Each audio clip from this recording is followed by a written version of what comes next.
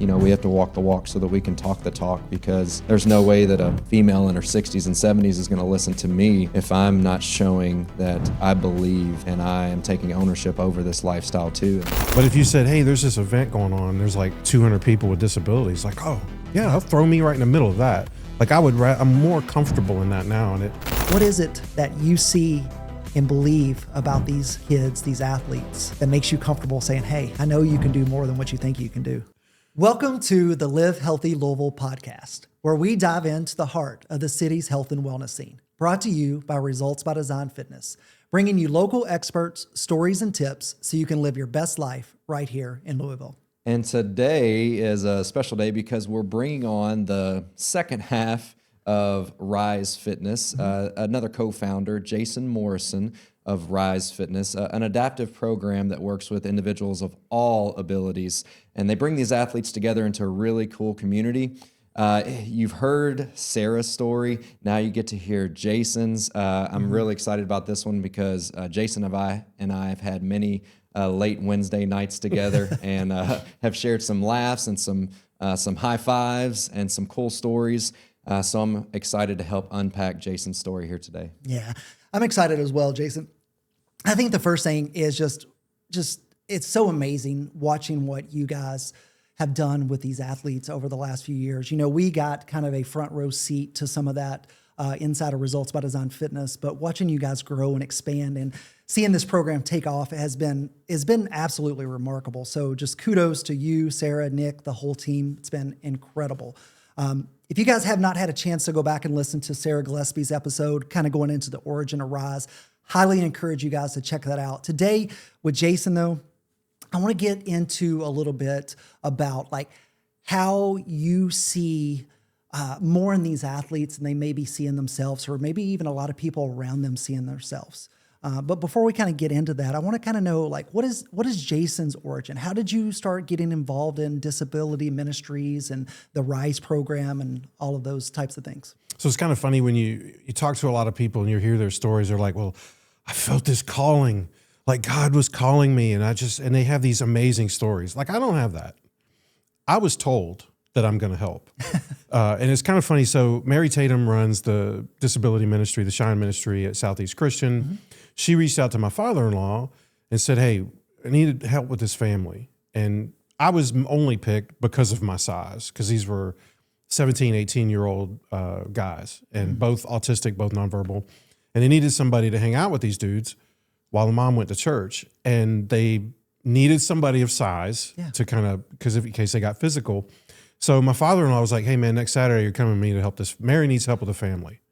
So that's how I got introduced. So I don't have like this great story of like, you know, I've been praying for years and God finally revealed this. It was like, and maybe he did. It was just like, you're just going to do it, because if I give you a chance to think about it, you're probably going to say no.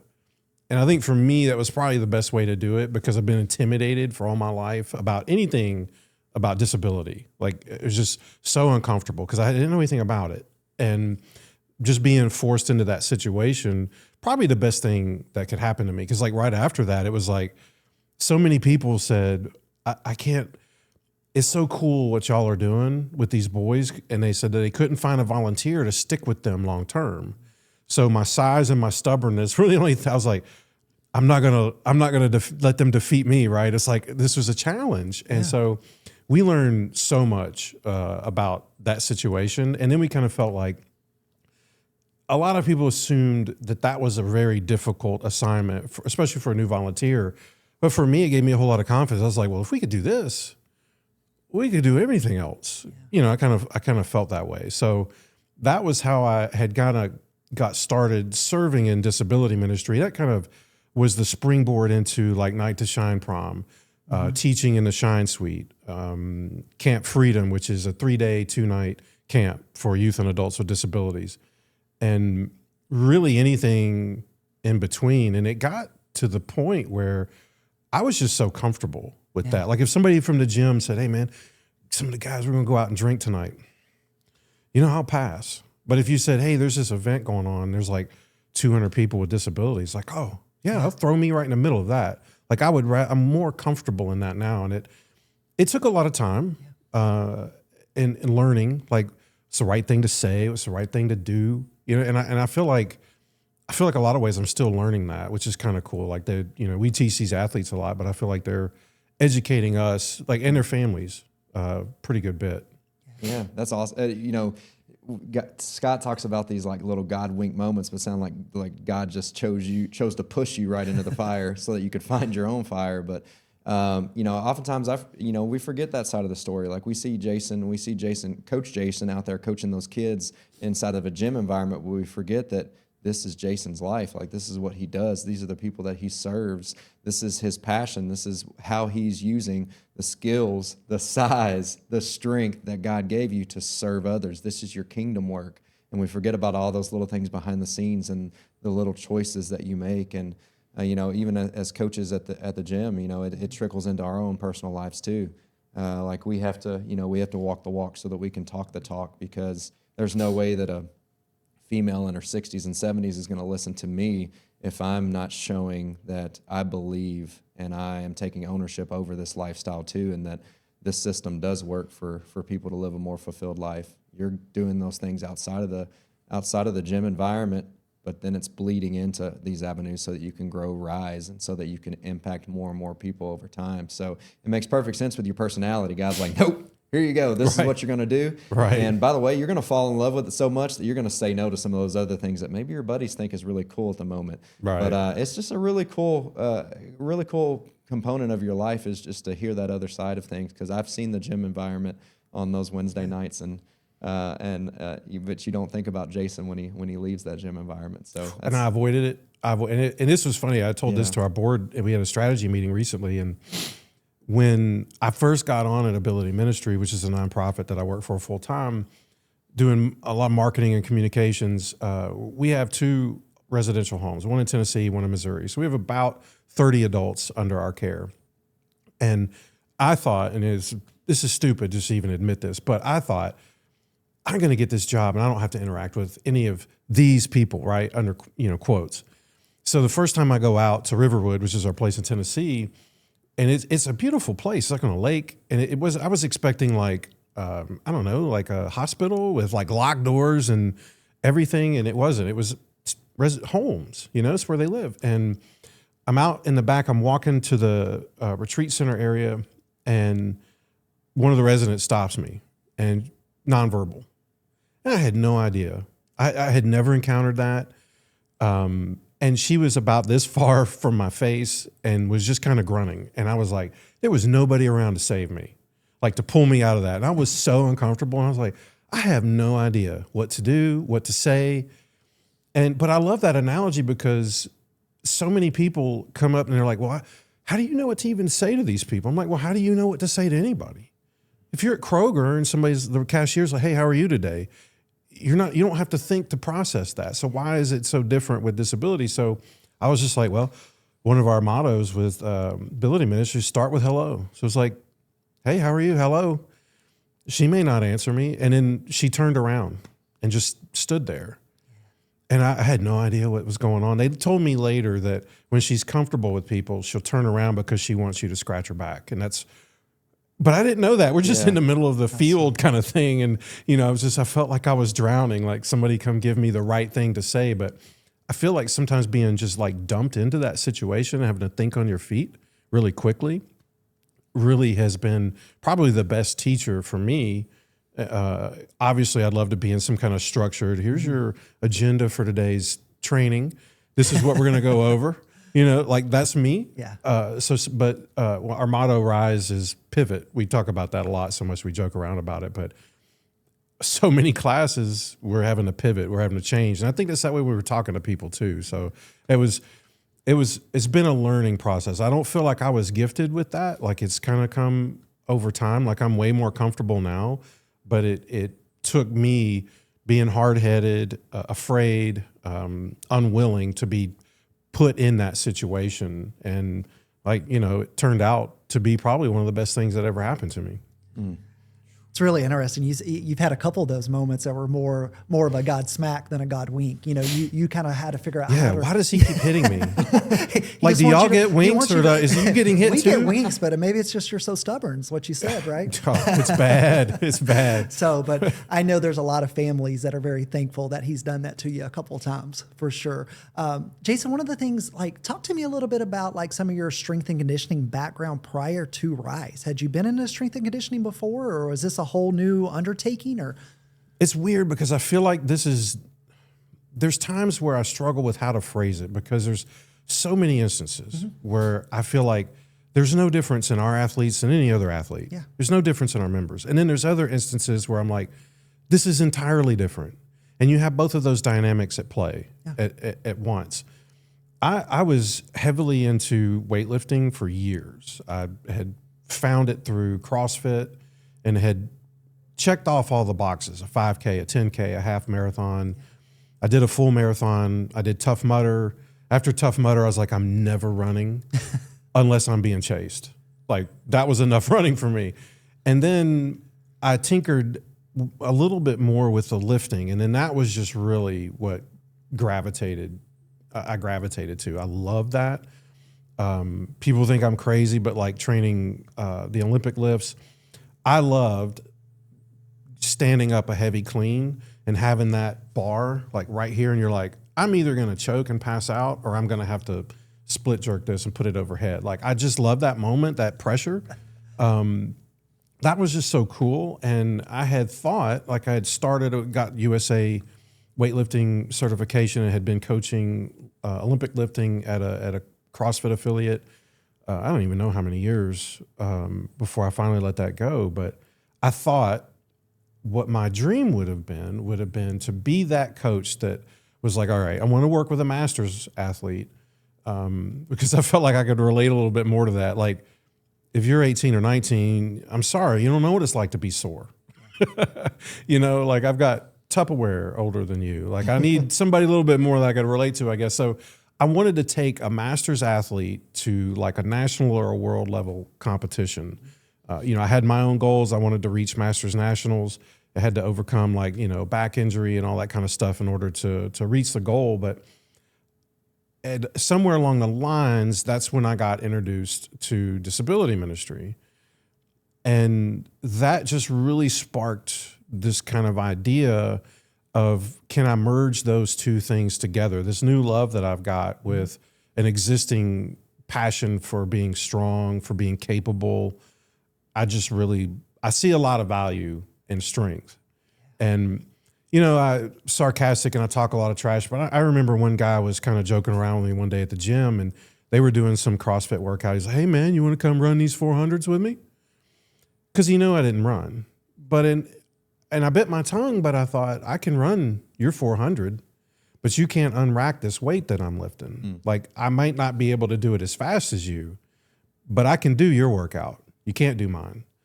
And seeing that strength, that fueled me a lot. And especially and I'm sure you've seen this too, where you've got somebody that's been struggling with a certain part of a lift, and then you finally figure out that cue that unlocks that. And then they complete the movement and they look at you astonished and they're like, can't believe I did it. But you knew all along that they could do that.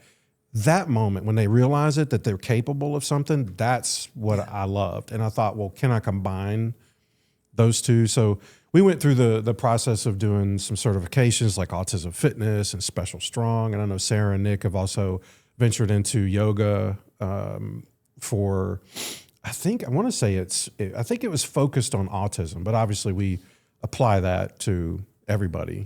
Yeah. So I'd kind of just taken that love and knowledge that I had of lifting and just fitness and tried to say, how can I take all of that and shift it and focus it and really just aim it all towards this? Yeah, it's time and it's experience, right? Like, as time went by, as you got more and more experience with working with some individuals that maybe society deems as different than the rest, right? You find out what actually works best, and you find out the difference that it can make in someone else's life, And then that changes your whole perspective of everything that you do. Like you learn through time and experience how beneficial strength training was, how lifting weights was for you and your body, and how it mattered more that you were able to replicate those things outside of the gym, not just what you can do in a performance inside of the gym. You want everybody to feel that. So then you get within these individuals like, no, I want him to be strong too. I want her to be strong too. And I want everybody to be able to take what they learn inside of here and then go out and live life to the fullest.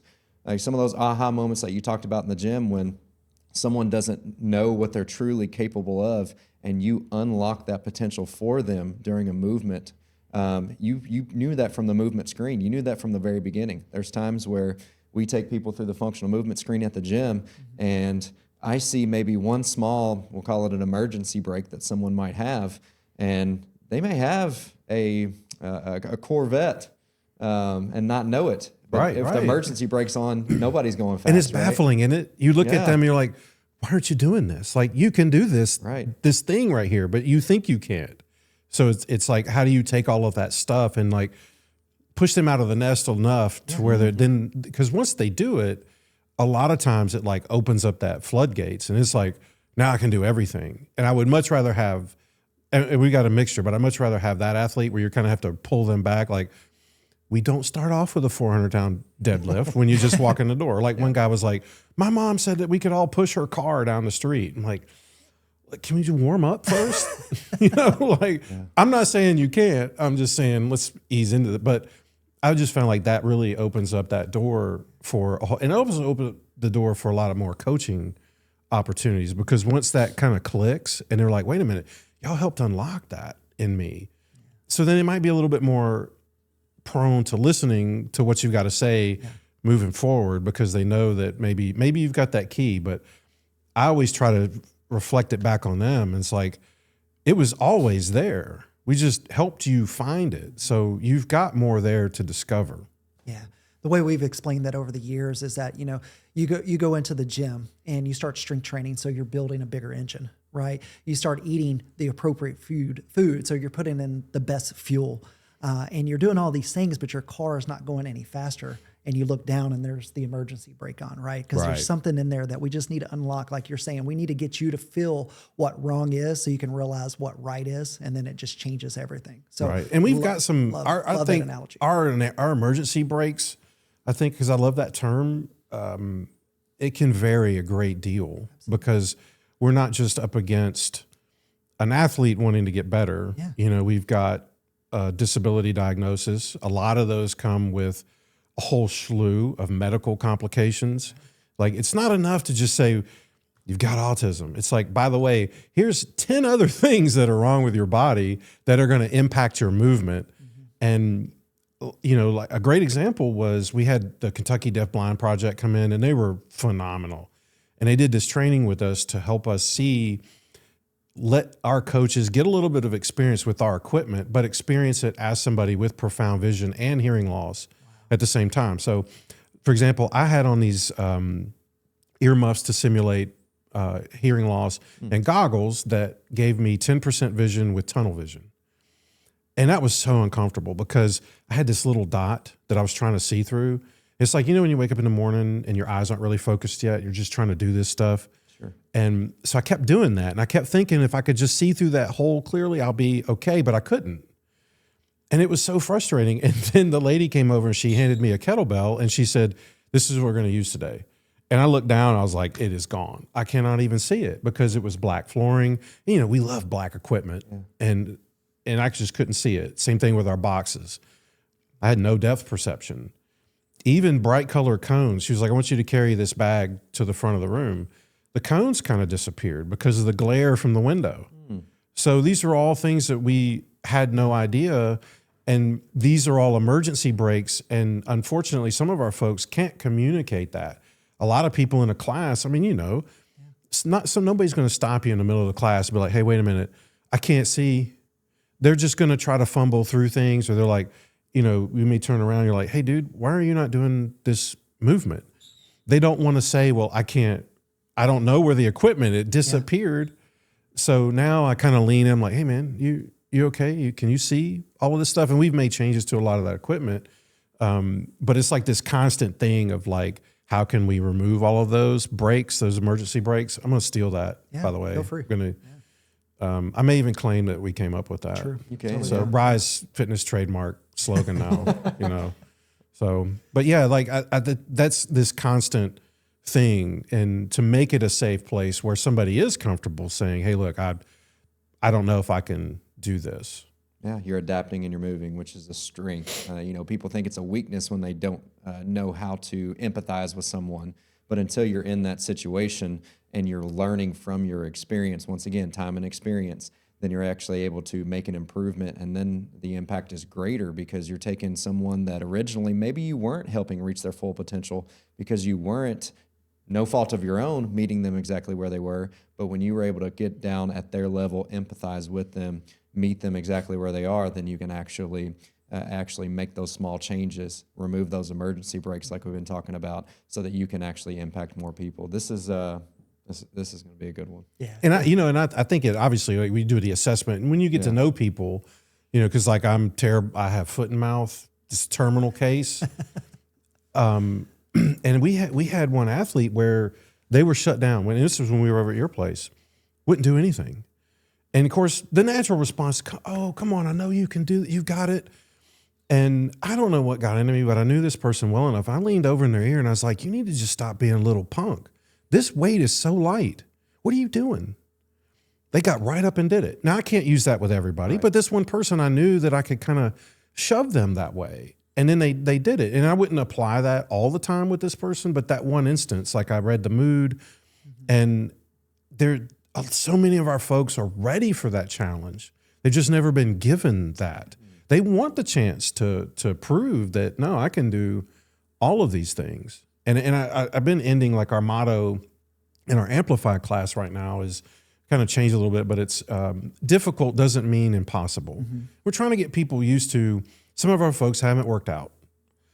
So when you get, how it is, you start doing some kind of conditioning piece and that heart rate starts to creep up. Now you're uncomfortable. And if you're not used to that, it's really hard to keep going. Those of us that are used to it, we know that feeling. We like that feeling. But some of our folks are like, well, I got to put the brakes on. I'm not going any further. So it's trying to get folks to understand, like, just because it's uncomfortable, just because it's difficult, doesn't mean that it's impossible. And I tell them, like, it's difficult for a reason. You don't come here to do easy things. You're not going to get better with that. We have to be constantly challenging you, or else it's just so easy. And then what fun is that? That's not cool. Like, I want to be able to say that we did hard things, And I told them one class, I was like, because they were kind of feeling a little down. Like, look, we could take everybody in this class. We could go right now over to Walmart, and I guarantee you we could probably find on one hand a number of people in that building that can do the exact same things that you're doing right now. And I believe that. There's a lot of people over there that have zero physical fitness capacity, and a lot of our folks do. But when you're in that, like when you're in the gym all the time, you start to measure yourself against those parameters, right. And so it's trying to just cut loose with that, which is also tough because we got to figure out how do we push our athletes, make it competitive, but then not make sure somebody's always losing, but not give participation trophies. So it's like this constant battle. And honestly, like, some people, y'all are like so kind because you're like, y'all are doing so good. There's so many times where I sit in the car and I was like, I don't know what happened. Like, that was terrible. Now I'm making notes on all this stuff. I'm like, okay, never do that again. So that we don't repeat it. That's the real life. I mean, that's the reality of the situation when you're working with athletes. You have to know them and know them well, and you have to know what motivates them and doesn't motivate them. And you teed up perfectly where I wanted to go next. Because Sarah, back when we had her on the previous episode, she talked about how good you were at challenging these athletes, getting them to believe and see that they were able and capable of doing more than maybe they even believed or anyone else in their life even believed they were capable of. So you talked a little bit about it with that one kid where you kind of leaned down and whispered in his ear, but tell us some of the things, and maybe even other stories like that. Like, tell the listeners out there, like what is it that you see and believe about these kids, these athletes, that makes you comfortable saying, hey, I know you can do more than what you think you can do. Now let's do it. Well, I think any coach should be comfortable saying that to any of their athletes. Sure. And we joked around because if I remember correctly in that episode, the joke was that I would be more inclined to give somebody like really heavy weights. She might not be. Yeah. And I don't know. I haven't seen that necessarily. Like she's just really good. Both Sarah and Nick do phenomenal with that programming for, so they program for fundamentals, which is I would say our entry level. Everybody could start there. Amplified is a little bit more complex. We can introduce a little bit more, like I said, more advanced movements. Like we'll do deadlifts, we'll do bench press and squatting, loaded weights. So, and a little bit higher intensity. So I'm a lot more comfortable with them, but I tell them we expect more out of you mentally and physically, like both of those components. And I would never want anybody to feel like that I'm just coming in and like, oh, here's 50 extra pounds when you've only been lifting 10. There is a obvious progression. But in my frame of mind, when we're in the gym, if you're working hard and somebody's been using a 20-pound kettlebell for 3 months, what is the harm in giving them a 30-pound kettlebell? And we had one guy, and this was another story from at your place. So, it's one thing that I miss terribly is that long turf because we have a shorter run, so we're able to get creative with it. But in the very back, I remember we were doing kettlebell. We were doing some farmer's carries. And a lot of our folks, it's too heavy. It hurts my hands. And I can't do this. And you start to hear a lot of this self-doubt. And there was this one young man who's really driven. And he didn't want to pick up the heavier kettlebells. And I think sometimes when we see this, what the athlete might see is, I can't carry those kettlebells from this spot down all the way back. What about if you carried it from here halfway? What if you just tried that? Because once folks kind of get going, then in your head, you're like, wait a minute, this isn't as bad as I thought it was. I was just intimidated by it. And then if you've got somebody that's walking that with you and saying, hey, look at this, you're doing good. So he carried it the full length and set it down. And he was so tired, like, turn around and look. You did all of that with a heavier weight that you didn't think that you could do before. So think about all of these other things in here and what you're capable of doing. So like, let's look at it from that perspective. Like, can we unlock? Because I feel like sometimes we talked about that break. You might remove a break one area and it could remove it from several. And because we've seen that where people feel a lot more comfortable doing things. One of our athletes, this cracks us up, used to have trouble getting her in the building. Now she comes in and the first thing she says is presses. I don't know anybody that loves bench press more than nobody. You won't convince me that there's somebody out there that loves bench press more. So we don't try to cater to one person. However, on Saturdays, we got to put some kind of a press Heck yeah. in there. I mean, Saturdays are bench press days. But so we were working along with that. And, we've got some exercise bars and things. And I mean, she could sit there and do 15 reps with the 15-pound exercise bar. And I'm like, why don't we give her some weight? Let's put a real barbell in her hands. Like, that's empowering, very empowering. Like, I love that. I don't care what the weight is. So we put that on there and then we went up a little bit. And I'm spotting her. I'm not going to let it. It's not like I'm like, here, you can bench press 100 pounds. And then I walk away and let it fall on your face. So we're guiding her. And her mom was blown away. She was like, wait a minute, how much was that on that bar? And her mom's like, I can't even do that. Yeah. And I'm like, she comes in here and does this for reps, and then I hear, well, we're going to get them to carry everything from the car. We're going to have them help move people. It's like that kind of thing. But it translates so well. Like one of our guys, I don't know if Sarah told this story, but we do a lot of farmers carries. We do a lot of heavy front carries. And they live on a farm, and they said that this guy's carrying like huge bags of feed now, and he's able to help out, but not just because he's told, because he feels value from being able to accomplish tasks that his parents could only do. That's a cool thing for you. If you're a kid, you're like, hey, I keep up with mom and dad now. I can probably beat them a little bit. So, and as long as it stays true to the programming, there's some days where, okay, like the other day we did alternating overhead presses, and we were sitting on, for lack of a better words, like a donut. So we wanted a little bit of unstable surface. Core is always so important. And then I wanted that alternating movement. And since we would be doing that for about a minute, I don't want that to be heavy because it's a little bit more muscular endurance kind of thing. So I want it lighter weight, and I'm really wanting that full extension. And if the movement is good, then we can increase the weight. And I still remember that from, I don't know if y'all know Sean Waxman from Waxman's Gym, old school weightlifter and coach. And one of the things that I love that he said was that weight increases are only used to identify the next inefficiency. So if you're always doing a clean and jerk with 200 pounds, and then we put 205 on there and something breaks down, now you can see what broke down. So that increase is what allowed you to see that inefficiency. So how do we address that? Not just for the sake of lifting heavier. So obviously that's going to allow you to lift heavier, but that weight increase. So we can kind of do some of that, but we had an athlete that we were doing single, I think it was, if I'm saying single kettlebell deadlifts. And so for this athlete, we were regressing it a little bit, and we had like a little bit of a platform. And this is where I'm a little bit more comfortable testing people.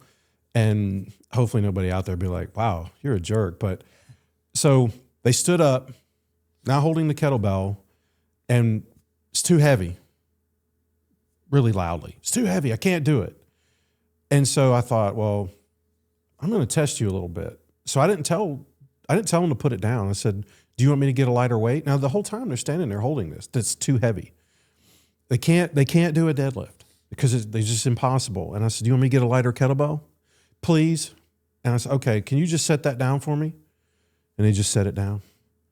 I'm like, you just did the movement. You did the movement I was asking you to do that you thought was too heavy. And I said, so here's what we're going to do. I'll get the lighter one. Let's do a couple with these, and then we'll do a couple with that so we can kind of ease into it. So it's not just here's a heavier weight for the sake of heavier weight, and then it's either this or nothing. And I feel like if we can kind of weave that in, and so, some of our athletes ask for that. I think one of the best things that happened, we had an assessment. I don't know if she talked about that in the previous episode, but before anybody joins, we do a 45-minute assessment. We test physical, adaptive, cognitive. You could have a perfect air squat, but if you refuse to do it, what good is it? Right. Or if I'm asking you to squat and you don't know what I'm asking you, what good is that? So we're evaluating all of those things. It's also a great time for the parents evaluate us. How good are we with these folks, So we're going through this, and one of the movements is a farmer's carry. And there's so much stuff that we're looking at. Are you wobbly? Are you able to stay upright? We've noticed this with grip. A lot of our folks like to hang that kettlebell off a couple fingers. Mm-hmm. And it's not a full grip. And so he's sitting down, and he was kind of ticked off because we gave him the lighter kettlebells. And he had a bit of a delay, but I love this. And he just paused, and he looked up at me, and he said, you're just underestimating what I'm capable of doing. I can do the heavier kettlebells. And I was like, I love you already. I was like, I love this. Did we just become best friends? I was like, this is the best. I said, number one, thank you for saying that. And I want you to always stand up for yourself. If you think you're capable of something, you should always be able to do that, especially here, because this is your gym. Second, I know you can do the heavier ones, but we need to warm up into that. We don't always go, because I want to prevent injury too. I don't want to be like, here's 100 pounds, I want you to struggle with this. And once we explain it, I'm not saying I'm not going to put limitations on you, but there is I feel like a correct way or a safer way to get from point A to point B. So that was pretty cool. But I think some people will see disability and they just assume, because I used to do this, that there's not a motivation to work out. They don't want to be challenged. They're lazy, that they don't care about strength or performance. One of our guys, he wants to be a power lifter. So my goal this year is for him to enter a powerlifting meet. And so we've been on the phone talking with folks, and I love it. He's a talker. And one of the coolest things is he'll come in and he watches us write the workout on the board. He's like, how is that going to help me be a power lifter? And I love it because I feel like anybody should walk in and ask what the purpose of any of that stuff is. And I should be able to tell you. And if it doesn't translate over to your goals or a healthier life, then we shouldn't be doing it. And he keeps us in check that way. So he really, really wants to be a power lifter, and he's so capable of pushing himself. But we were looking at Special Olympics, but I really wasn't thinking about that. We were just going to go to a meet. Yeah. And it was so funny because he pulled me to the side and he said, I didn't know Special Olympics had powerlifting meets. And I was like, I didn't either. And he said, I don't want to do that. He said, I want to do a normal one. And I was like, well, good, because that's what I wanted you to do. Yeah. Like you were going to go do a real powerlifting meet. Yeah. You know, we're going to bro out. We're going to yell. We're going to, you know, if his mom's watching, we're going to slam energy drinks. Yeah. Probably listen to some inappropriate music. Yeah. I'm just saying we're going to have a good time. But why should he not get that same experience of what it's like to pick up some heavy things and to have people applaud that? That's a really cool thing. So in those instances, it is fun when we get to break out a little bit of the heavier things and kind of push people, because we've had them fail. We've had them miss lifts. And I'm like, hey, that doesn't mean you can't do it. It's just, think about this. This is the third time you've done a deadlift. I think we can give ourselves a little grace that you're not lifting the exact thing that you want to lift, you know? So let's use all of these other things to work on these mechanics, and then we can definitely get there. So part of our population is we have a sports performance program, and we typically work with 13 to 18-year-olds. A lot of them are involved in sports, but one of the best compliments we ever got was that at RXD, they champion the female athlete. And it's not anything that Coach Josh did or I did or Coach Kelsey did or Coach Taylor did or anybody else, Matt, Scott. It was the system in and of itself, because it unlocks your potential. It shows you what you can and can't do. And even though the coaching styles are all different, like Sarah may see that there's a difference in coaching style to Jason, to Nick, and all across the board, the system is what produces the output within those athletes. And you're just meeting those athletes where they are. You're championing each one of those athletes, because everybody deserves to feel that way. I know that the guy that gave us that compliment, his daughter and their team is involved in softball. It's a softball team. And I know that is coming from a point of other gyms don't do this for females. You know, they champion the football players. They get to lift the heavy weights while the females go over to the side and do calisthenics the entire time. I know that's where some of this is coming from. However, if you build a good system and you help everybody see exactly and truly how strong they are, maybe give them some feedback. Because I don't know how it was for you, but for me, growing up in sports, like I had different kinds of coaches with different coaching styles, but the ones that had a lasting impact on me were the ones that had a good system in place. The program was a solid foundational program that helped each kid, no matter what type of environment it was. Like I had coaches rather that dropped F-bombs. I had coaches that put their arm around me and said, hey man, I hate to tell you this, but you're kind of lacking in this area. I had coaches that had different types of styles, but it wasn't necessarily the style in and of itself. It was the system that made the difference. And I think that's what sets Rise apart, and what sets you guys apart with everything that you do with these athletes, is because I've seen the system at play, and you let everybody participate no matter where they're at, where they're starting from, in some sort of strength environment, so that they can truly show themselves how strong they truly are, because it's exactly what you said. Like the thoughts and the beliefs and the actions and how that progressive system works, all you're doing is you're planting these little thoughts in their head, and you're helping them believe in themselves so that they can take action within your gym, but then they can take action in their lives too. And with our people in the gym, it's showing up better at work, or it's showing up better for their family and kids. For who knows what kind of impact you're having on those athletes that you have. Maybe they can go accomplish things in life that no one has told them before that it's possible. But because they were able to deadlift that heavy kettlebell, all of a sudden they start having those thoughts of I can, instead of society says I can't. And then who knows what they're going to do in their daily lives because they said, I can do this. And I think that the system, I agree with you, but to take it a little bit step further, like, one of the things that was hard for me when I was there, I think it was Wednesday nights when we were at Results by Design, was y'all had some sports performance folks come in, and there were times where y'all were like lifting heavy over there because you'd hear the weights slam, and I was like, I just kind of felt this gravitational pull over there. I was like, oh, they're doing some cool stuff over there. But you could have all of that, a great system, but I watched countless days where y'all weren't just sitting there on your phones on hey, good job. You know, boy, you're really strong. Like so many times, what I remember is seeing like you on one knee in front of an athlete, talking to them or running with them or moving with them. I don't think I ever saw any of y'all where you weren't like really actively engaged. So having a great system is cool. When you got those coaches that are like, I'm here 100%. And Coach Nick, he's really hard on himself. I don't know anybody, I have, and myself included, who has the laser focus. When he's there, Oh yeah. he is 110% about making that workout the best and making those people the best. I've never catch him texting or not listening to an athlete or not. He's really good with time management, like way better than the running joke is that Sarah and I now have dementia and Nick keeps us in line.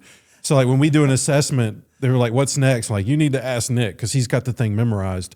But it's cool having to see that, you know, and like that energized me when I was there. Cause you know, sometimes you come in on Wednesday, you've worked, you're like, oh, okay, we got an hour of this and I'll be able to go home. But then you come in like y'all are over there slamming weights. I was like, I'm fired up now. Let's go. You know, and that was really cool. So seeing that kind of interaction, and that's what's important for us, because I think there was one parent a couple of years ago tried to take her kid somewhere and they were kind of afraid to work with them because they were like, well, they're going to get injured just because of a disability. And I thought, but if we're doing an assessment and if you know your athletes and you're coaching, I don't see any more risk of injury for our athletes than anybody else. If I'm doing my job right and I'm paying attention, because yeah, there are times where I'm like, hey, you're strong enough to use this sandbell, but the movement is not great.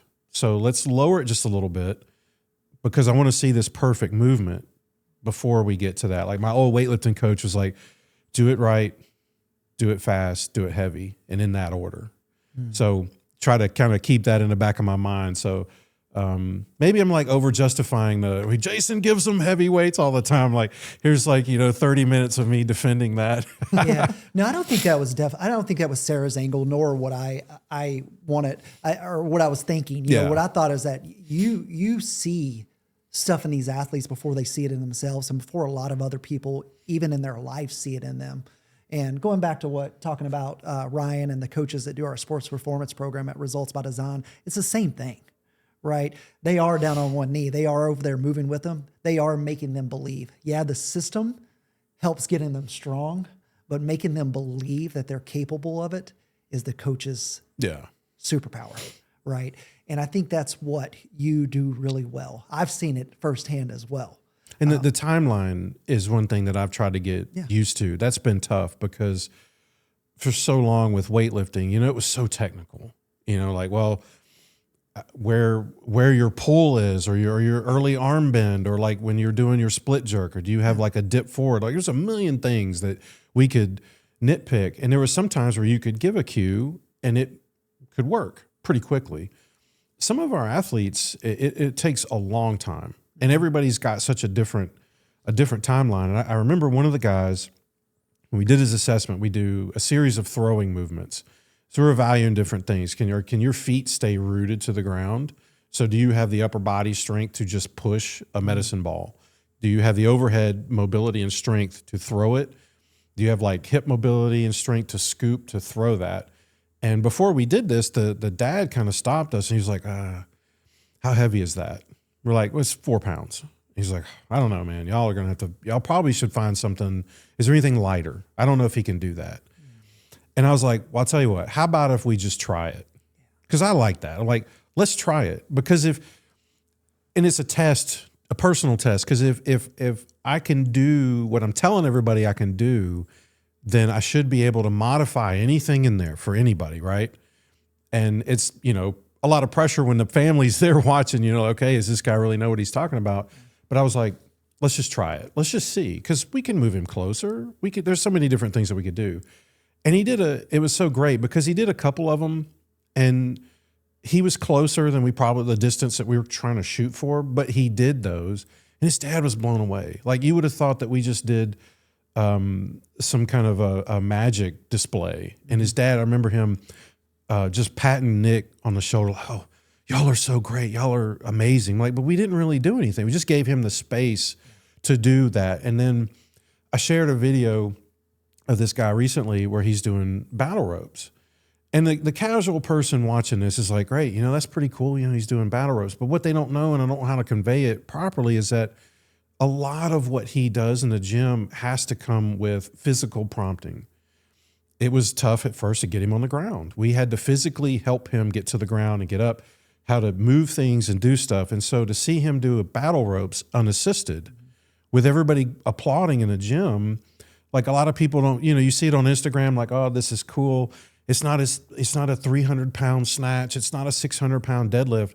But I get just as amped seeing somebody do something unassisted, especially when the parents show up and they're like, oh my gosh, like, I can't believe this. Because a lot of these parents, all they've been told their whole life is, well, this is what they're not going to be able to do this, probably not going to be able to do this, or they got this kind of a problem.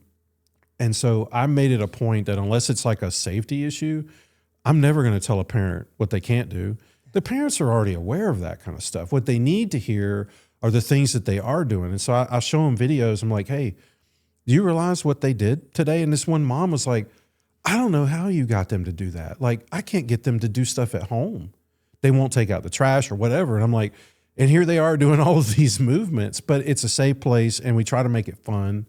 I mean, if you hate your workout, you're really not going to want to do it. If you hate your workout, if the system is crap, and then the coaches are always on their phones, you might as well go work out by yourself. And so that's why I say, like, that's why I think what y'all do is so great, because you've got that great system, got these coaches that are in there, and you know I've seen that. Like when we did the RXD games and showed up for that, like that just felt more like a family reunion than anything else. I was like, how long have y'all people known each other? So that's what I want, you know, that kind of community, so much so that we totally stole your idea. We did our own Rise games. Awesome. Yeah. And we're going to do that every year because that's a great benchmark that's repeatable and that people can see. So, okay, you did it in 10 minutes. Now you did it in 10 minutes, but you used the weights that you couldn't use before, or you did it 3 minutes faster. And it's just another measure of progress. No, I love it. I think what you said there, you talked about the kid with the battle ropes, and you know, people say, "Oh my gosh, I can't believe they did that." And it reminds me of a quote from this very successful businessman, and he said that, you know, he hears all the time like, "Oh, it's crazy, you're an overnight success." And he's like, "But nobody sees like the sleepless nights and how hard I worked and missing things and all the things I said no to." Same thing with our people in the gym, your athletes in the gym. No one sees like where that person started from, or how many cues it took just to get them to get up and down off the floor, or how we started with, you know, our 84-year-old lifting 5-pound weights, and then finally, you know, little by little, month after month, we're getting into the 15s and the 20s. Like, people don't see those small changes; they just see one little snapshot of someone doing a performance that is incredible in and of its own self. But it's all those little things, those little moments, those God shove, God wink moments that lead us to these positions to where we have someone that can do anything. Yeah. Well, y'all have the God wink moments. I get the slap. slaps. I get like, you know, like you're being thrown, like, cause you know, maybe clearly I learned as stubborn as me. So, you know, I take a little bit more, but yeah, I mean, that's so true, because we had one athlete where our goal was just to get them to smile. Yeah. And there was one athlete recently that if I remember right, I think it took about a month before they would even really come in the building and stay. Then it took a lot of work to get them to come to do a class. But once that started happening, and once they were like, wait a minute, this is because they wanted a gym similar to their siblings. And they also want like their own thing. Like there was one guy who brought his brother, and he was a little irritated because they were like, this is his space.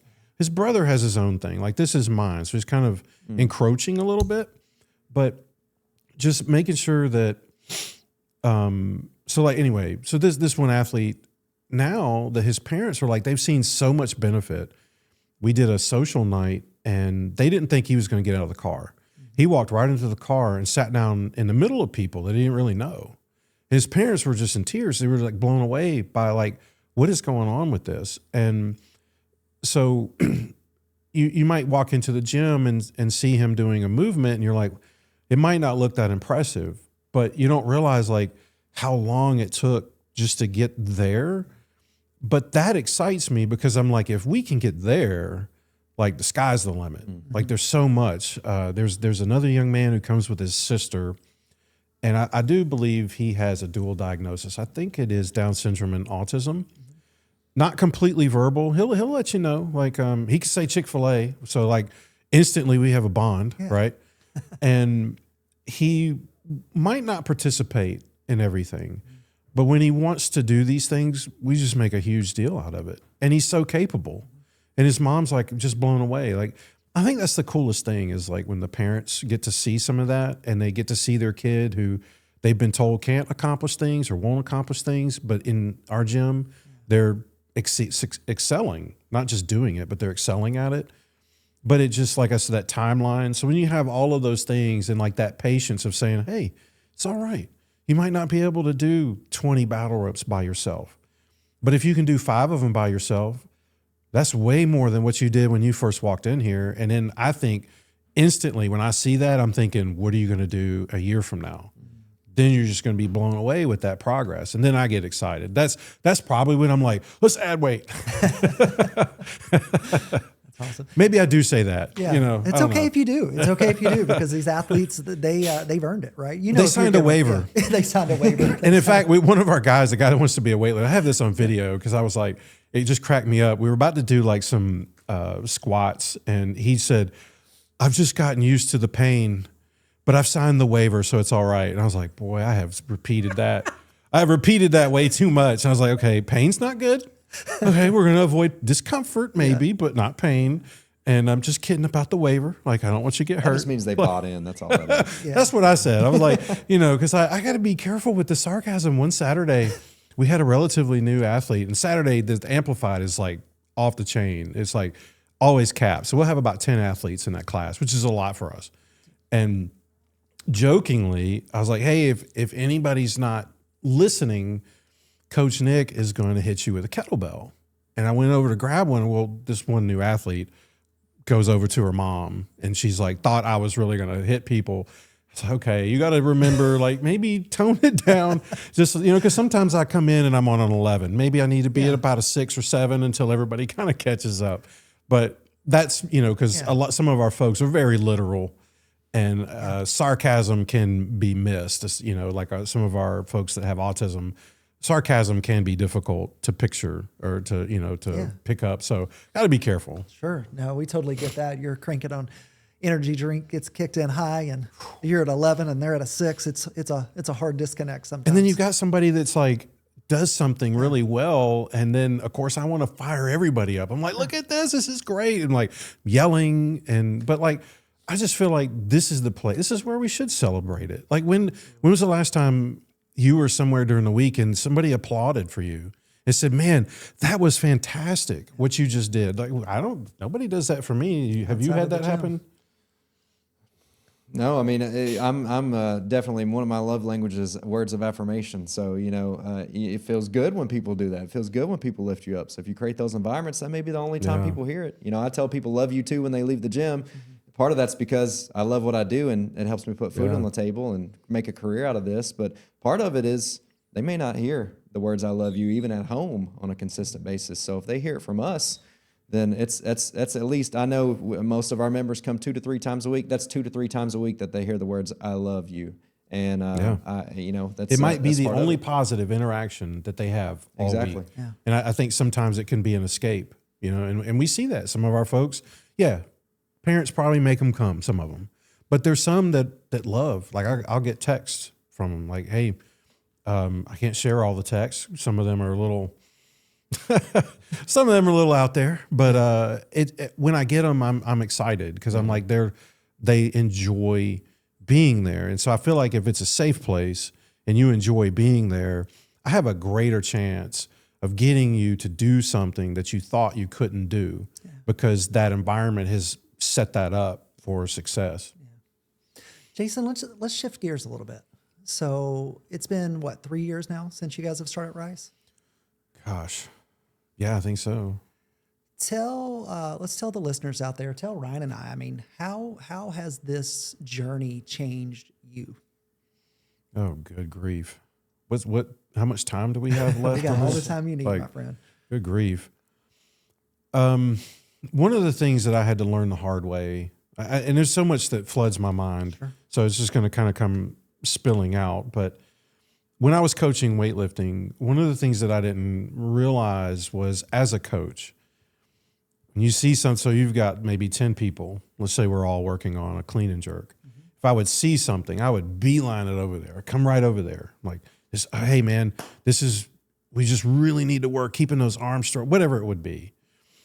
And I didn't realize that was intimidating to a lot of people and maybe uncomfortable. So if we're in a group of 10 people, you really don't want the coach to beeline it over to you and yell like, hey, this is what's going on. I was just so excited because I'd feel something, because that's how I always approach my training. I remember one time I failed a clean and the coach looked at the video, was like, well, your lower back is weak. And it made me so mad. I was like, you just called me weak. He wasn't calling me weak. He was just finding a little inefficiency in that thing. So now whenever I would find something that I was bad at, I used to get really excited because now I can zero in on it. So I had that same tenacity and was like, hey man, let's do this. So now I don't do that at all. And if it's something that you're doing, I might stand away from you and say, hey, everybody, here's something that sometimes happens. And I won't mention you, but I'll address the whole class because it'll always benefit everybody. But then I always start with a compliment first. Like the other night we were doing sit to stands, box squats kind of thing, but holding a kettlebell. So this one athlete would lower it. Instead of just like beelining it, like raise that up. Now I would come over like, you are crushing this. You know, like this looks so easy for you. Got a challenge for you. Can you hold that kettlebell up a little bit higher? Try not to drop it. So I really try to do that more than just like hit somebody with a correction and just like, man, you're killing it. You're doing so good. Like, do you know how much better you're doing? And I really try not to just be over the top for the sense of lying to them, but when we first started over at Results by Design, I remember trying to introduce dead bugs and bird dogs, which are extremely complicated for a lot of our folks. But now, like especially the folks that come to yoga on a regular basis, if you tell them a dead bug, they'll get into a perfect position and hold a sandbell. And I'm just like, the other day I was just like blown away. So I like stopped. I was like, y'all, look, let's take a break. Do you realize the majority of the people in here could not do this movement when you started? Now, not only are you doing it perfect, but you're holding weight while you're doing it for longer periods of time. Like, this is amazing. So I need to try to take the time to compliment and to do that kind of stuff. It's helped a lot with patience. This is not a community you can rush at all, like at all. Yeah. There's a whole lot of nuances. Somebody might bring a little figurine that wants to watch them work out, or they have a doll, or they have a specific drink, or they have a hat. There's a million other things that are happening on top of just working out. There's people that have no idea. They couldn't move out of a vehicle if it was coming at them. And I'm trying to coach you, and then I've got this person that wants to stand here and talk to me about his personal problems in the middle of a workout. I can't just, dude, get out of what, I can't do that. So it's like, hey man, I don't want you to get hurt. Can we talk after class? Let's finish this up because you're doing so good with this workout. So it's helped a lot with patience, a lot of stuff with expectations and just what we're hoping to get out of athletes, to know that it's going to take a lot of time for some people. And that's okay. That's not a reflection. Like if you said, well, I got this athlete and they can't break out of this thing. That's okay. It doesn't mean you're doing it wrong. It just means that person might need a little bit more time. They might need some kind of, because you could be working with them and you're like, I can't get them to understand this. Then you come along and you tell them basically the same thing. And then they're like, oh my gosh, he told me this and you won't believe what he shared with me. And now I'm able to do this. In the back of your mind, you're like, I've been telling you this for a year and a half. All the time. But you could take that personally, or you could, so like if Sarah or Nick says something and it unlocks those kind of things, it's like, how do we make the whole team capable of that kind of stuff so that the success would be shared? Because it does take all of us. There's so many times where it all of us are having to work with a specific person in a different way. That's why I'm glad all our skill sets are a little different. Just like, understanding, compassion, mercy, those kind of things have been better, I think, for me. And I remember like perspectives. I remember when we were first working with those two boys at church, and it was a rough night. So I don't know if you're familiar with the Blankenbaker campus of Southeast, but we were on the 3rd floor. This was before the Shine Suite was built. The only people up there. And it was a rough night, a really rough night. Like we had to call EMTs. And there was one night where in order to get them out, one guy in particular, we had to shut all the lights off. He was laying on the ground, and apparently he loves Kyle Adelman's sermons. So we literally pulled up a sermon on our phone and used that almost as bait to kind of walk him out of the building. And this one night where it's just everything fell apart, and we had to physically we had to be restrained. We had to put him in his minivan. And I was just soaked with sweat. Our families are in the foyer. What's taking y'all so long? Not, they didn't understand, but they're like, what's going on? And you're just overwhelmed in that moment. And then it also hits you that like, oh, that's done. And, you can kind of relax a little bit, but mom's night is just starting after all of that. And I remember we were walking to the car, one of our daughters, she won't remember this, but she was like, where are we going to go eat? And I can't remember what we told her. And she, always eat there. And I thought, you know what? Do you know what we just did? This mom is never going to have a conversation with her kids, ever. She's never going to have a conversation with her kids. She's got 2 of them. And she has to restrain this one in her minivan so he doesn't kick out a window or kick her while she's driving. You're going to eat where I tell you we're going to eat. That's the kind of vibe that I was in. But like, it's just, it opens up your perspectives to like, who cares where you go out to eat? What a luxury it is. And then also with my own training, as I'm going to turn 50 this year, and I've had a really big hang up with that, like a really big hang up. One of the guys at my gym made a comment. He's like, man, you've already lived the majority of your life. And I thought, what a crappy thing, I was like, how have I handled my life? Like, what legacy am I going to leave? Like all these things enter your mind, and recovery is different when you're 50. I can't lift. I've already had that conversation with my doctor. That's like, you're not going to do anything competitive. You got to figure out how to do this more long-term. And I think like what a privilege it is for me to be able to voluntarily go into the gym and challenge myself with something difficult. Like I get to choose that. And I'm grateful for whatever that might look like now. It's not gonna, I'm never gonna clean and jerk 330 pounds. It's not gonna happen. I'll probably never deadlift what I did max or back squat or front squat. That's okay. I can still do those lifts, but seeing a lot of this stuff, like seeing the joy from somebody with anything that we do, regardless of the movement, it could be a band pull, or toe touch. Just to see that gives me a lot of that perspective of seeing somebody be so grateful, or their parents be grateful. Like, wow, so-and-so is wanting to walk the dog. Or one young lady, they love to go hiking, and she would just gas out. And they said they made it 2 miles into a hike before she got tired because of coming. And one young lady, hopefully this is not TMI too much, but they were having trouble with some potty training and some, I believe, some bowel issues. Because of movement. They don't have a lot of those problems. Been able to potty train her. Like, so I know y'all said that before, like movement is medicine. It can treat so many things if you could just do it. And it doesn't have to be these heavy lifts, things like that. So the perspective has been really good for me. I think it's kind of helped keep my brain a little sharper, because you really got to be ready for anything that comes out of anybody's mouth. And you don't ask a question that you don't want an honest answer to. I almost hate telling this, but because it's a little embarrassing, but we were over at y'all's place and we had one guy didn't really want to kind of interact too much.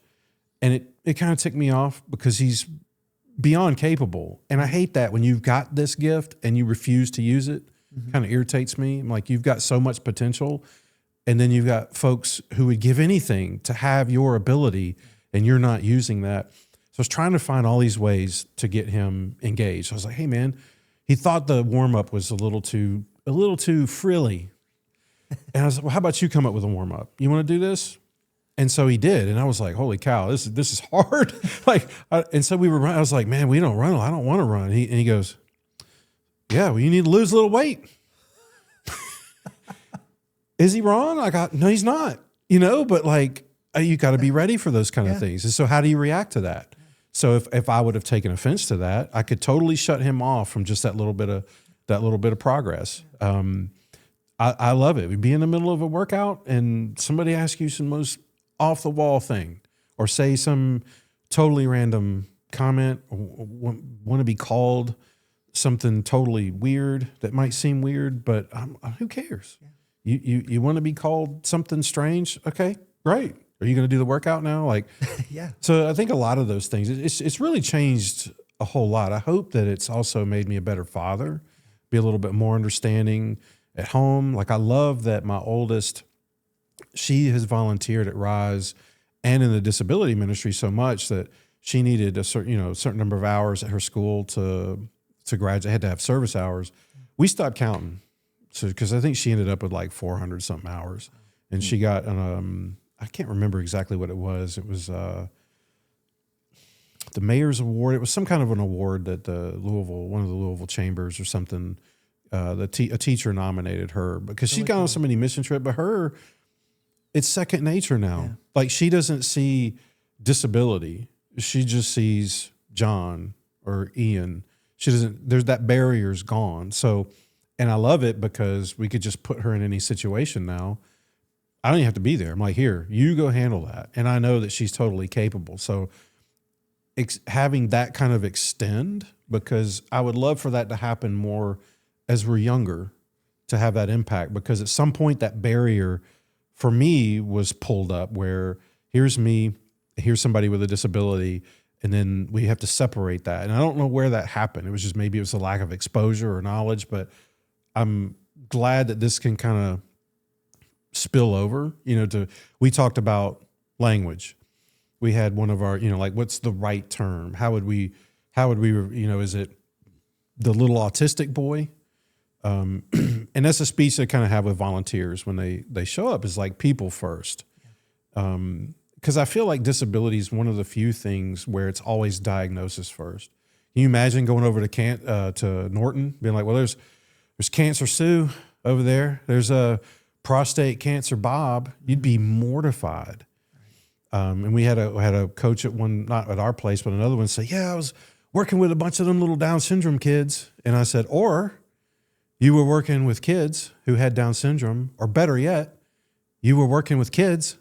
Yeah. Why does there need to be this differentiator on there? Why can't you just be kids? So it's like a lot of awareness and things. And I try to be careful about obviously talking about those, because I would never want it to come across like I'm lecturing you, like you're a terrible person because you didn't know the right terminology at this moment. Like, no, here's how I would phrase it. But I think it's really spilled over into everything, like really everything. I can't imagine, I can't think of some place in my life where it really hasn't had some type of an impact. Like it's just all encompassing, like what we're doing. Yeah, all of that just puts everything into perspective. And we talked about early on how we got a front row seat for a period of time with Rise, and all of those moments that were put into perspective for us. And this one night, and I'm going to paraphrase here, and you can kind of fill in the gaps here, but I was talking with you and Sarah one night. I guess it was late on a Wednesday night, but there was this young lady who she always says no to everything. Mm-hmm. And one of you, and I can't remember exactly what was said, but one of you said, but you know what she's saying yes to? She's saying yes to fitness. She's saying yes to coming back again next week. She's saying yes to a more fulfilled life. She's saying, and all this is paraphrasing, but she was saying yes to a better way, a better lifestyle that you guys were pouring into her, even though, she's joking around with you and saying no back and all of these other things. But all of those moments just put life into perspective, and it helps you resonate better with everybody. It's not always the knowledge matters, but it's not always the knowledge that you have, but it's the way that you resonate with people. And that resonance is built through perspective. It's built through experience. It's built through the daily work that you put in, the learning and the growth and the self accountability and motivation that you have over time that allows you to be a better coach, Jason. So yeah, because she still comes, and that's awesome. And I just think that that's just part of her wiring. Yeah. But see, now that I know her well enough, like she just came last night and said, we're going to say yes one of these days. I'm going to be here when you say it. So say yes. No. Can you say yes? And she's never said it. But what she's done now that I haven't seen before is she'll nod. She'll, uh-huh. So that to me is when you've been working for somebody for a year and then you get something like that. So it's in there. It's totally capable. And and I think that that's another thing that I have learned is to stop making so many assumptions about things, because, and I got several examples, but one in particular, young man, autistic, and I'd say he's nonverbal. He does make some noises, but it's not anything that's, I would say, is understandable, and it can be loud. And we joke around about stuff like this. I joke about somebody in the ministry is like, why is it the folks that are so sensitive to sound are also the loudest? Like, that's a fun combination. Like, I don't know why you did that, but so, I'm always going to talk to people like they're just going to answer me as I'm speaking to them. I'm going to talk to you like an adult if you're an adult. That's just appropriate. Like, why would you not? And plus, I think selfishly, I've seen so many stories where they're like, this person was nonverbal their whole life, and then this day they decided to speak.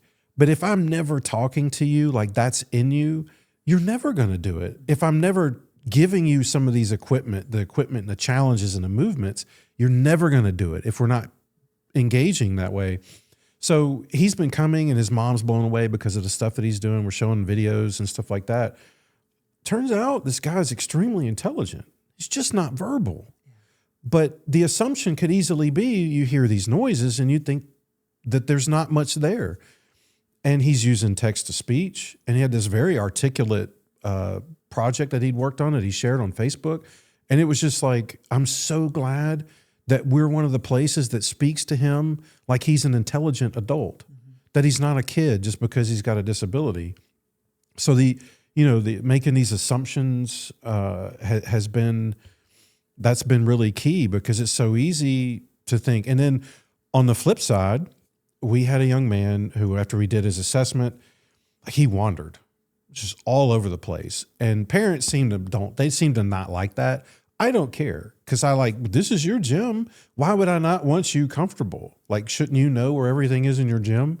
Shouldn't you know how to use all the equipment? Like, both of my daughters, when we go work out, like, my goal is for you to be able to walk in and do whatever workout you want to do and not have to need help. You need to know all this stuff. So, but he wandered all the time. And I remember his mom emailed, said, hey, we got a schedule change. And they wanted to bring him to our amplified class. So instantly I was like, oh my gosh, I don't know. Like, he's not paying attention. Like, he's just whatever. But we're like, let's test it. Can we do what we say we do? Like, okay, bring him. And I felt like an idiot. He should have been an amplified the whole time. One of the best movers. And he wanders. Yeah. Who cares? He's in the back room, and when it's time for another movement, we think that he kind of escalates or kind of regulates everything. He'll go back, kind of get a breath of fresh air. And we're like, hey, dude, ready to do this thing? Comes right back and does it perfectly. He responds to verbal cues, just great. Instead of doing step-ups, he's doing jump overs. Like, it's hard to find ways to challenge him in some instances. So if we would have stuck with that assumption that because he's wandering or he's not paying attention, we would have missed like way more. Like, he's so capable of stuff, it blows us away. That's happened twice that we know of, where somebody came into Amplified and we were thinking, well, we'll scale it for them, when really they're kicking everybody's butt.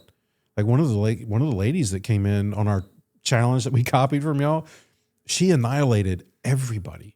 Like she was, and I'm not kidding, like she was about, I think, 3 minutes faster than everybody. So we did a fundamentals level and then an amplified level. She was using the same weights the guys were using and finished faster, like almost 3 minutes faster. And we were like, where did this come from? Right. Like, this is great. And then being able to share that with the parents, it's like, so yeah, the assumptions, we can get in a lot of trouble with that, you know, of, well, you're not capable. And then turns out you are, or I'm speaking to you like you're an infant, like you don't understand what I'm saying. But, and I just think how terrible would that be? Like if somebody's nonverbal and that guy would have come in and now he's talking. And then the only experience that I have with him is speaking to him like he's a baby. I would be mortified. So I'm not going to do that. I want to be the one where he's like, man, you were one of the few people that spoke to me like an adult. I'm like, well, you are an adult. If we want you to be an adult, we kind of got to speak to you like that. Can't always, you know, and I understand that there's a lot of differences with, you know, our intellect and what folks are capable of understanding, but I will always err on the side of you can understand what I'm saying and you're capable. And I think that's one of the things that we've learned, like why I'm a little bit more comfortable pushing somebody, because more times than not, they are capable. They just haven't been given the opportunity to do it. Yeah. Jason, we were teasing in the beginning about maybe having to get you back for a part 2. And I could definitely see that happening in the future because this has been so good. I mean, I love hearing your heart for these athletes. I love seeing the way that you have a belief that they are capable. But right now there's a mom and dad sitting out there that has a child they've been told their whole life that isn't capable. And hopefully listening to this, they realize they are. How can they find out more about Rise? How can they find out more about what you guys do? So as we wrap up here, they can continue this conversation and how you can support their family. I mean, you can always hop on the website, Rise Fitness Kentucky, allspelledout.com. We tell everybody you can come watch a class just to observe it. I tell everybody also we're for everybody, but we might not be for everybody. It might be where they're just not at that point yet. We have very limited one-on-one opportunities, but that is something that we do. But we always start off with an assessment, and all this stuff's on our website. And it's just like a 45-minute, we kind of go through some movements. We explain them, demonstrate them. It gives people a chance to see the space without a lot of noise, without anybody else. They get to meet the coaches more one-on-one. We get to evaluate that thing, talk with mom and dad or the caregiver or whoever, siblings, and say, here's where you might be the best fit.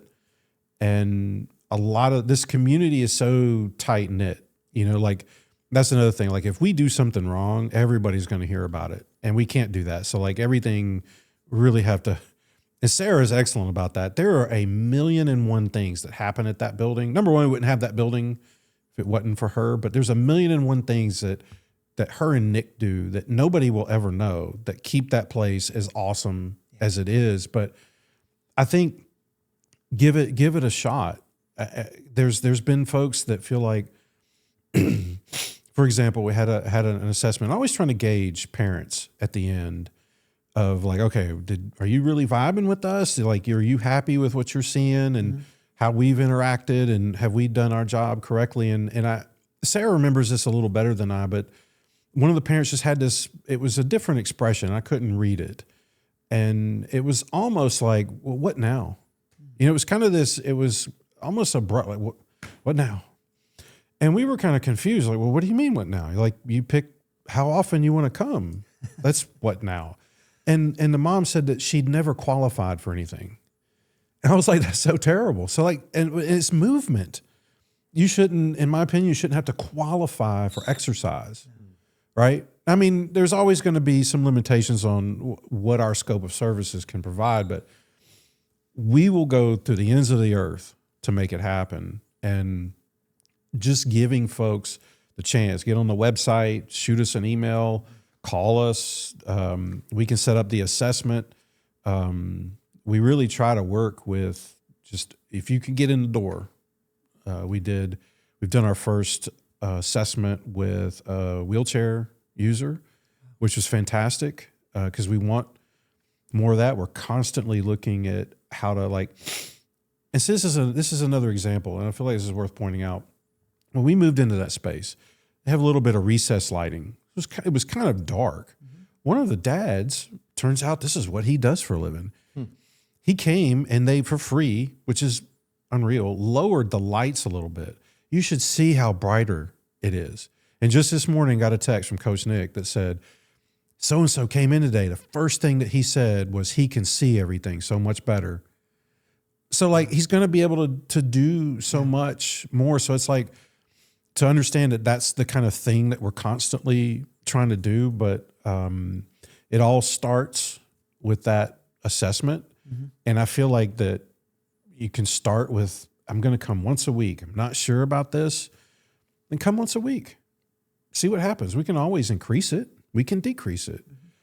More people than not have found that once they get comfortable and they realize that we're going to do the things that we say that we're going to do, then they're like, oh, well, can we come a little bit more often? We want to change our membership, or we want to go from one time a week to unlimited. Got one guy that comes to fundamentals, he stays for yoga, and then he stays for amplified. And he's a workhorse. Like, we got to be careful because we would kill this guy because he just works so hard. And I just, for parents to understand that like, if you brought your kid, that's my kid. Yeah. They're my kids when we're there. They're adults, but it's my responsibility. And when I say hopefully everybody knows like that's all of the coaches. Cause and y'all realize this too. Yeah. You can't just bring some John Doe in and expect them to be on that one knee with that athlete. Like, they have to buy into all of that too. So if our coaches, volunteers aren't into that, then I don't like, if you're not into making our athletes as best as they can, and I don't want you anywhere near us. All right. Guys, if you comment RISE on any of our social media or on this podcast here, I will directly shoot you, Jason, Sarah, and RISE's information so that you can get your athlete signed up and try it. Like you said, try it out. I've seen the benefits. Scott's seen the benefits, and Jason firsthand has been down on one knee and helped create those benefits. And then if you're out there and you're like, hey, you know what? I'd like to give Results by Design Fitness, that Matt and Scott and Ryan, those guys don't seem too bad after all. You can comment VIP, and we'll enter you in for a chance to win a free month of personal training at Results by Design Fitness as well. And we'll sit down one-on-one. We do an assessment as well. We'll take you through a movement screen, and that way we can cater a program exactly to your needs and to make sure that you can go out there and live life to the fullest. So thank you, Jason. No, thank y'all. Man, it's been great. This really has been absolutely incredible. I hope people out there, I know we talked about resonance. That resonated with somebody out there. Somebody out there didn't know a thing about RISE, and you just painted the perfect picture. So guys, go see Jason, get your athlete signed up. Anything else, Scott? Just like we say every week, if there's other people out there that you know that you think their story is worth hearing, we would love to have them on an episode of Live Healthy Louisville. So we want to bring stories. If you got other experts, tips, if you have questions that you would like for us to address personally, just let us know. Other than that, have a great week. Yep, love you too. Yeah.